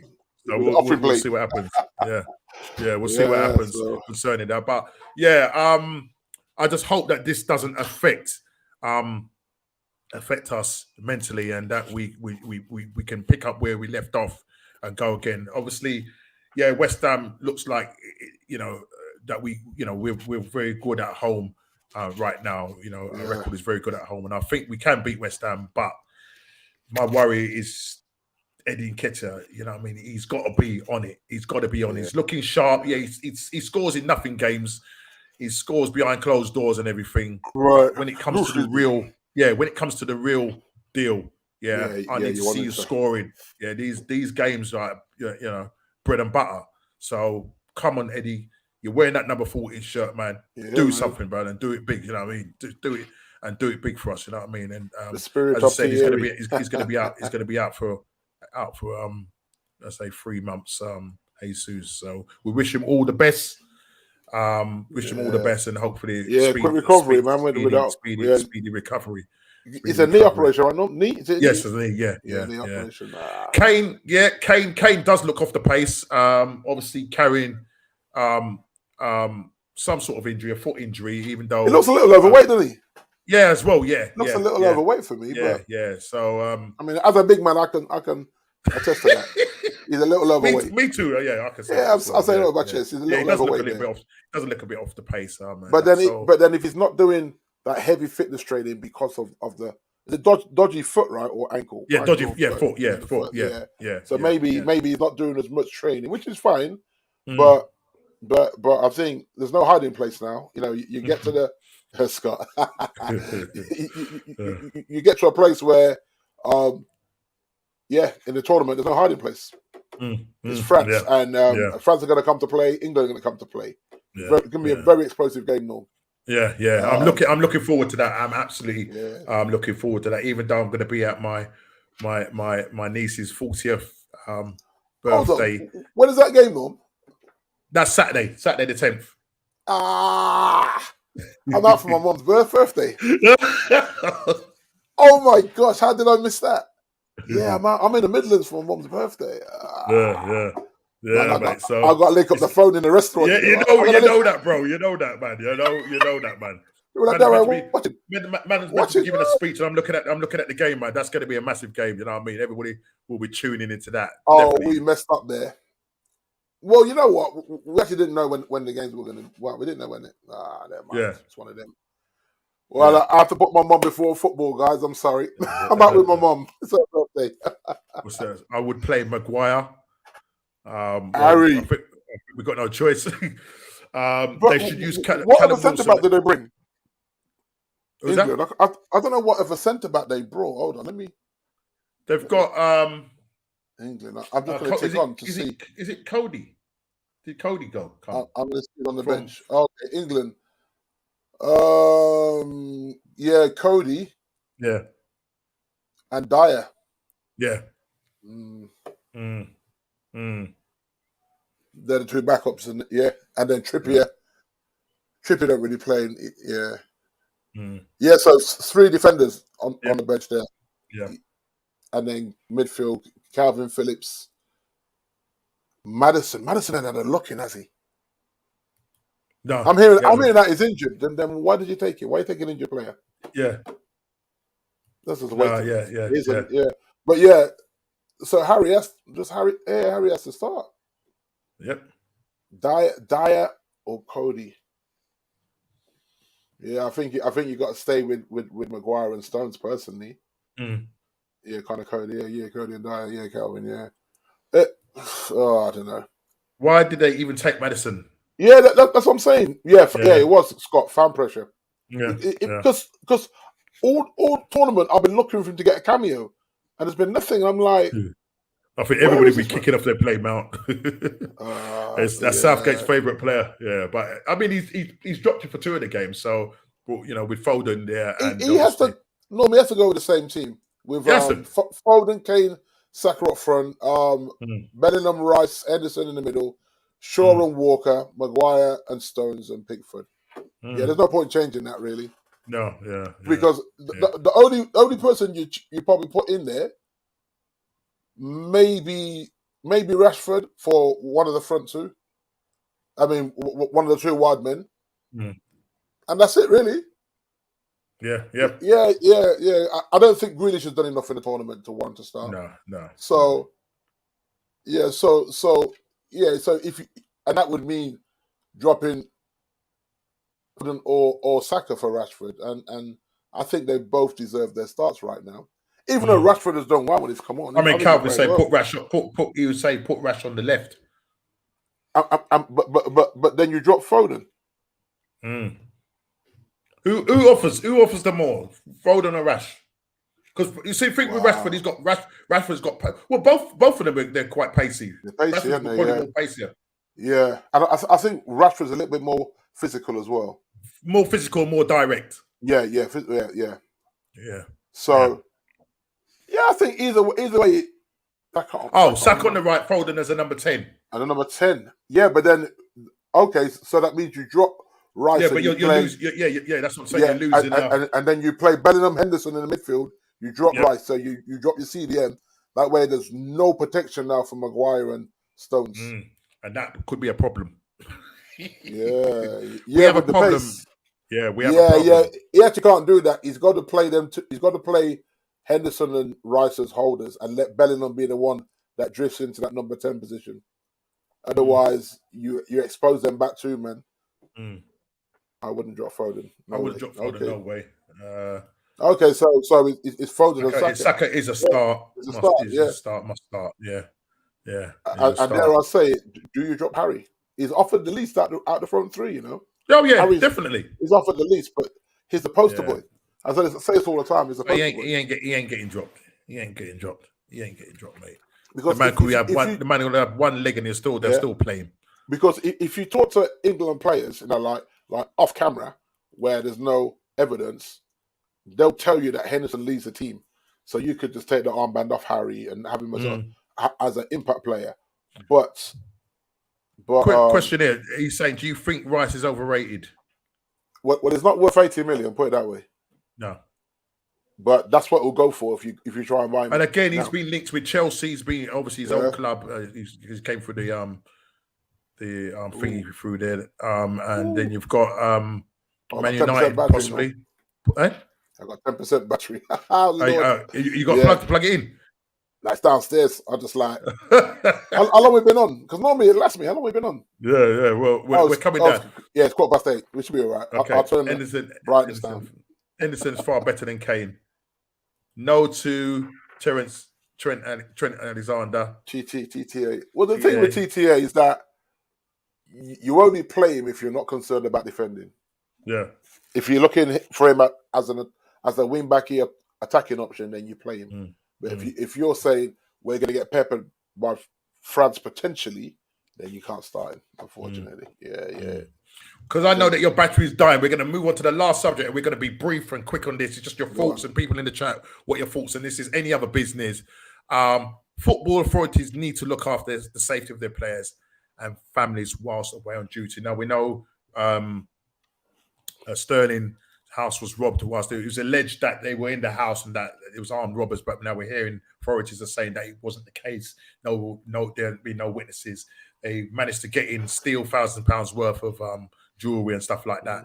Obviously, Sterling, whether he comes back, we don't know whether he's going to come back for the World Cup. But obviously, with that situation going on, because they came back, apparently they came back early from the World Cup, and when they got back, found that the house had been broken into and stuff like that. Wow. And I know we were saying on one of our chats, so they were out there. They were out in Qatar. Yeah, right, okay. Yeah, but they went over. I think they went back first, and then when they got back, that's when Sterling was alerted that the house would be broken to. So he just said, "Look, my head's not in the right place," and my man let him go. And that. So I just basically just saying, should the football authorities like the FA and whatever, should they put something in place to look after in terms of security of these players? And when these guys go out to do a job, whether that's in the Premier League, wherever it is, they know, intruders know, robbers know that they're going to be leaving their house, and that the fact that some of them, you saw what happened with Ozil and the tank that used to play for us, where they got robbed. They tried to rob him in broad daylight. They're targeting these footballers and stuff like that. Is it something that could be done, or is it really more? Or haven't these guys got the money to maybe say, right, whilst I'm away, I'm going to have security guards, around the property? I mean, is it down to the football authorities, or should it really be down to the players to organise their own security? For me, I'm going to say the players, only because of the model of the American sports. Me living in America and me following their sports, those top stars do not trust anybody. They roll with security. They leave security at their premises. Obviously, they're going to have bigger houses because, a lot of them, what they do, they might have these 4-car garages, and they build a 2-bedroom apartment for their security. So the security is always on site, and then they'll travel with them to games or whatever. If they're going out for a meal, the security is there. And you even with I remember a restaurant in London, and this when Beyonce then came over for the award, and they came into our restaurant, Beyonce, Jay-Z, they had security that made me look anemic, bro. These brothers were hench. I had to look at man and say, man, like, do you even have a neck? The ones. That's how big these brothers were, right? And I started seeing that. I get it, because the hassle they must get all the time and the threats. You need man like that bodyguarding you. So I think they have enough money. Sorry, just there. Scott is asking a request. Hey, guys, I'm just curious. Do you bring guests on? I would love to come on sometime, if ever possible. Listen, Scott, you're welcome anytime. What I'll probably do, looking forward to chatting with the rest of the guys, is that have like a guest come on, send their views, put it in, or pin it in the chat, and you can pick up the thingy and log in, spend a couple of minutes with us on the show. If you notice, there's no swearing on the show, and that we're trying to keep it as clean as possible. If you are going to come on the show, please hold back the F bombs and the whatever bombs got going down there. You know what I'm saying? But yeah, you're welcome. I think going forward, I think that's what we'll probably do. Like maybe pick a show where we have a guest that we'll sit down and talk with the rest of the guys and say, let's have a guest on, and come in and share your views for a few minutes and stuff like that. So that would be no problem going forward, mate. Yeah, definitely no problem. But going back to I respect the bomber. Cool. Yeah, so just as I say, going back to the security situation, just put it in the chat, guys. Some people have said it's down to the players. It's down to the players. For me, you're paying me $300,000 a week. Yeah, I can afford to have security in my yard. I'm sorry, you can. It's a phenomenal amount of money, no. Yeah, because you have to remember, a lot of these players, within 6 months of playing, they've set themselves up. So everything else coming in is just bonus money. Bonus. Oh, you say, right, I need you to take my wife and kids to school and drop them off and fetch them. I need you to stay at my yard at all times. When we're out and about, you two come with me. And you set yourself up. Now people say, oh, you're being paranoid. No, because people hate that you're successful. Yeah. Hence why your yard's getting broken into. I mean, my yard got broken into. I don't consider myself anyway professional. People know me. Nice things. Yeah. I had to swallow it. I'm at work. Sheena's at work. They come in the daytime and teeth out all my things. I had to just yow, what is that? So for them that are in the public limelight, and like you say, everyone knows that he's away on World Cup duties. That's what's even more despicable. The man's representing his country and getting his yard trashed. That tells you everything you need to know about certain people's mentality. But Raheem can afford to have his own security team. And I know that experience is horrible. The violation, everything, I've been there. It's not a nice thing. But, bro, secure your family. You got money. You got nice things. You know people want your nice things. Come on, man. You can't be that naive. And the Americans, I tip my hat to them. When I see it, even even in the church thing, my bishop had a whole security team, and they were all armed on a Sunday morning in church, bro. All of them armed, because he's saying people don't like me. People don't like that I drive a Bentley. They're gonna come after me and my family. Is that because they didn't pay their tithes? Is that because they didn't pay their tithes? I don't even know. But he wouldn't even. And the joke was, it wasn't even church that bought him that car. It was a couple of friends that blessed him with that Bentley. Okay, but people's bad mind would say, "How's he driving a Bentley?" He's just a preacher. So you're a mega star football player. Get your own security. And there's loads of firms about. I'm in that industry, so I know there's private security. There's loads of private security firms now that are firearm trained and have a license to carry. Some, I don't know all, but some companies will have Kelvin. I just know. Yeah. You don't pay that. There was minister might pull out some henchmen. Say, yo, where the money at, bro? Where the money at? And this is how you know that we live in two different societies where that's acceptable for the security team in church to all be packing on a Sunday morning under their two-piece suits. Say no more, mate. Say no more. That was their reality, because their right to bear arms, their right to look after their bishop and secure the house. That's their mentality. I mean, listen, Americans are different.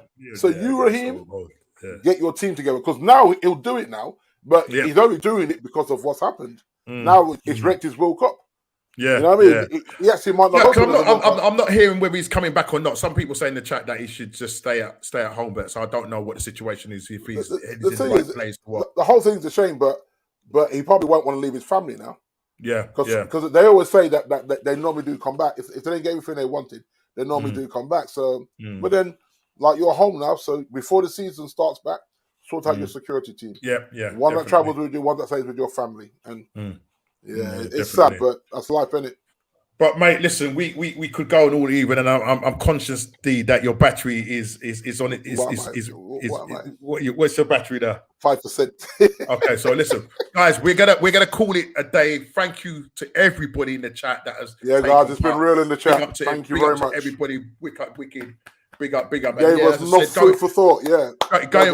Going forward, what I'll probably do, I'll talk with my brothers and see what can happen. Yes, Mister. You know who that is? Tell me who that is. Man like Ian Pitter, innit? Man like Ian Pitter, brother. Listen, Ian, bro. Let me say something to you. Listen, man. I know the time difference is a little bit crazy, bro. But listen, I need you on the show one day, man. So listen, we need to talk, man. We need to come on the show. It's mad right now with the Jesus issues and stuff like that. But listen, we need to go and buy big in January and see what I want. Yeah, understand? See what I want. And yeah, it'd be great, as Scott is saying, to try and get some guests on the show.